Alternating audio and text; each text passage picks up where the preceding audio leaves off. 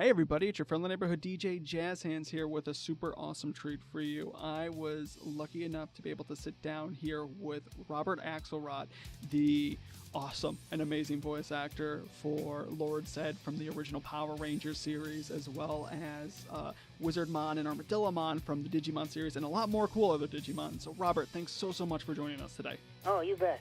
I guess kind of just starting off, real quick, how are you? Okay. Good. That's I'm in awesome. the middle of shooting a TV show. This is all of me acting, called Evil Things. Evil Things. Ooh, Yeah, that's I worked interesting. yesterday and I work tomorrow. Oh, okay, cool. That's It's awesome. on the Discovery Network. Ooh, cool. We'll definitely have to check that Yeah. out. So I guess, let's dive right in. How did you get started in voice acting or, acting in general? Well, I've been acting since I'm a kid, so it's been a passion for me all my life. I did a couple of commercials when I was a kid, but I was into other things. But I really got serious about it when I was 18. And then I left acting for a while and was a musician. Oh, wow. But I never stopped performing. And I went back to acting after about 8 years as a musician, and I've been doing it ever since. Oh, wow. That's actually really cool. So Yeah. acting's just been kind of like second nature to you now because you've been doing it for so long. I got some good training under my belt in my earlier years, so that has served me well. Training is very important for an actor, I believe. Oh, yeah, totally. I understand that completely. And so you also said that you were a little bit into music as well. Yeah, I was a bass player. Oh, wow, cool. In fact, last year I did a show called, at my repertory company, the Group Repertory Theater. It's a great company out in North Hollywood, California. We did a show called That Love and Feeling. It was about the Righteous Brothers. Oh, wow. Remember that's the cool. Righteous Brothers singing duo? I Maybe think a so. little before your time. maybe just a little bit, but I think I Yeah. might remember it. It sounds They really sang, cool. "You got that love and feeling, oh, that love and feeling." Before your time, I guess. Yeah, a little bit before. Well, it was a hit show. We ran for 3 months, and I played the bass in the band and acted in the show. That's actually really cool. What were some of your other kind of like musical events that you did in your past? Oh, I played in a million bands. I never was a recording star. I wasn't shooting for that. I just wanted to play professionally and make some money, which I did. That's But cool. I got fed up with groups breaking up, so I went back to acting, which was my first love anyway. Yeah, that's understandable. Now, for you, I mean, because you, like you said, you've been acting since you were a little kid. How has either the voice acting world or even the acting world changed for you throughout, your career of being an actor? Well, it's gotten easier for me. It's gotten to the point where I built a lot of confidence in myself. Now everything is done online. so much stuff is done online, and it's changed. Now, when I audition for voiceovers, a lot of times I audition at home. Oh, wow. I record it on an MP3 recorder and email the audition in. I prefer going to a studio and auditioning with the director, but that's the way it is nowadays. So kind of going back to the voices that you were talking about in voice acting, how do you come up with some of the voices like for like Lord Zedd or like Wizardmon or Armadillomon? Like, what's the process like for you? Or even like some of the monsters you play? I just sort of go half on instinct and half on information about the character. For example, Lord Zedd, I never saw a drawing. When I came up with the voice, there was no artist rendering. It was just the paragraph that I was to read for the audition. I knew he was going to be lordly, and I figured they'd model him sort of after Darth Vader, who was hot at the time. And, you steal from the best. And I just came up with the voice. It was a combination of a voice I had done a year before for an audition that I didn't get the job with, and my own input. So that's how I came up with the Lord Zedd voice. It's just sort of, I think I was blessed. There's something that happens in acting that's magic when you just glom onto a role and it becomes yours. Yeah, I would imagine. And I mean, you definitely did a fantastic job as like, Lord Zedd. Everybody remembers Lord Zedd for Power Rangers. He was like the biggest and the baddest bad guy. and everybody loved them. I loved them, and super cool. I'm very proud of that. Now, kind of, speaking of Power Rangers, I mean, for you, like, what was the recording process like? Because I know for, like, animation and even anime, you kind of, like, dub over processes or you just kind of act. How was the dubbing, like, or even the process just for recording for Lord Zedd or for a Power Rangers episode? What was that like? Well, we'd go in and alone and do line after line after line from the beginning to the end of the episode. It was pretty cut and dry. Mm-hmm. And a lot of times I had to ask the director, what the hell is this episode about, for crying out loud? I can understand that. We wouldn't get to see the whole episode first, and because there was no time to do that, so it was pretty cut and dry. The only time that we were all in the studio together was when we recorded the soundtrack to the live show that went out across the country. Oh, wow. So that was the only time you guys were really together. That was the only time we were all together in the studio, sitting in a big circle. Did you, I mean, so you never knew that Power Rangers was going to be this, like, one phenomenon, and you didn't know, I assume you didn't know anything from Japan, or did you? When we first did, the first role I did, I also did the role of Finster on the show. Mm-hmm. When Saban came out with Power Rangers, I'd been working for Saban for 9 years. So I was in their stable of actors. So I was just given the role of Finster. And we figured it was going to be a 52-episode show or 26 episodes, just like all the other shows we did. But pretty soon, about the 10th week into it, we knew we had a hit on our hands. But who knew it was going to go 21 years? And... All right. Do you have a favorite Lord Zedd or even Finster moment from, like, your whole... Because I know, like, Power Rangers, and it was so long ago, but do you have a favorite moment where you're like, I loved recording that line, or that it just sticks out to me? I have a line in the... I think it was the first episode... No, it wasn't the first episode. It was a line that I say to Babu and Squat. I say, if I want your opinion, I'll give it to you. That's a funny line. If I want your opinion, I'll give it to you. Oh, that's fantastic. That's a funny line, and I love saying excellent. Oh, that's cool too. That's just the little lines that you get to kind of like. There's a lot of moments. The dialogue was excellent for Lord Zedd, and if it wasn't excellent, we would change it so it would be excellent. Yeah, because he had just like such this cool like aura around him, for the time, and it was just like he was just this really cool bad guy. Did you ever get to go to the set? Did you ever get to visit the set while the Power Rangers was filming? Yeah, once in a while. We were in the recording studio all the time, so we only got to the set occasionally if we wanted to raid like the craft services table. That's funny. That's cool. But they were out on location much of the time, so we didn't get to go on location. Did Lord Zedd, like, for the American, because I know that after a while, he kind of softened up just a little bit. Was that purposely done after the show kind of gained a lot more traction, or was that just how kind of the original story went with Lord Zedd? It was purposely done because parents were writing in that Lord Zedd was giving their kids nightmares. Really? Yeah. They gentled him out. They brought Rita back, and they got married, and that provided some comic relief and made the character more human. I saw it as the beginning of the end. I thought it compromised the integrity of the character. But I had to go with what the producers and writers came up with. Nowadays, that wouldn't happen. Yeah, it seems back then, everything was political correctness was very much in the mode.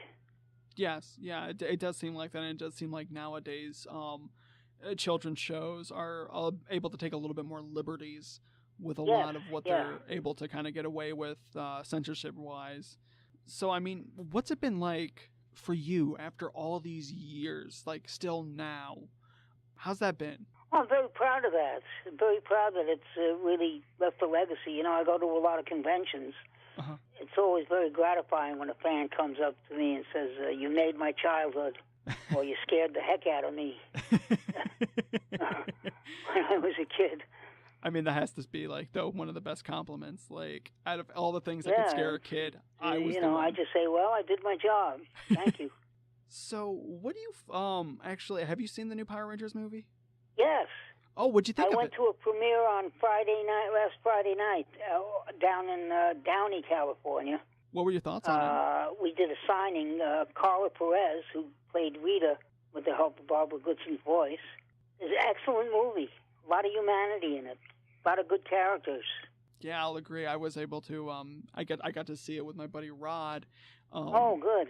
A while ago, and we actually did a little bit of a review thing, so I'll put the link down below for the awesome internet video and stuff that we're going to be doing. But we got to see it, and we were blown away about how like awesome it was. Yeah. I mean, for you, how does that feel like from watching the kind of like the old ones and these newer ones? I mean, I know you said you liked it, but like you kind of helped pave the way for this movie. What's that, Yeah. Well, I thought the first Power Rangers movie was rather good, the one that I was in, and but this one was excellent.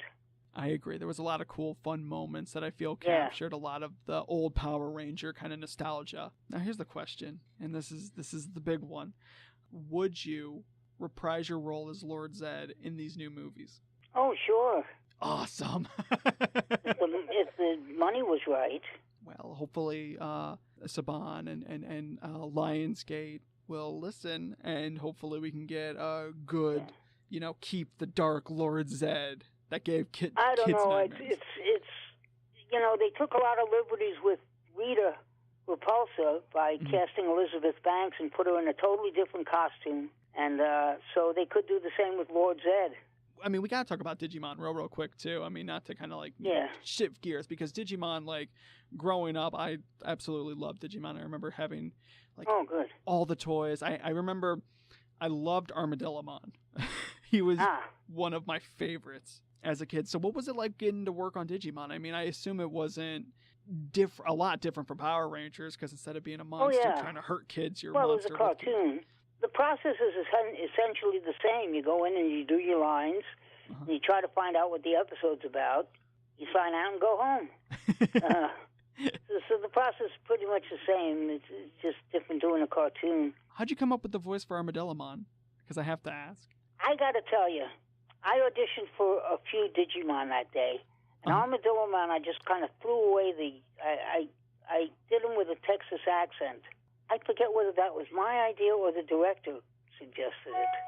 But Armadillo, there's a city in Texas, Amarillo, Texas.